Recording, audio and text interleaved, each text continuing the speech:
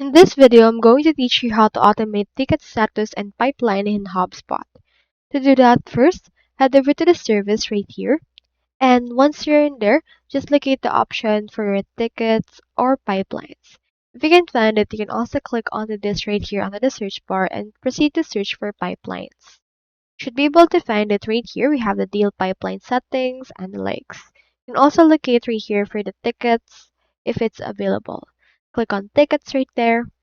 And then from in there, you can see all the tickets that you have available.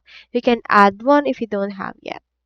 Now, once you ensure that you have tickets, you just need to click on the automation right here and then go over to the workflow right there. So click on automation, go over to workflow, and from in there, head over and create a workflow. With this, you can start from scratch, from template, and with AI. So you can add actions accordingly from this. Let's head over and start from scratch. This will open the automation UI canvas.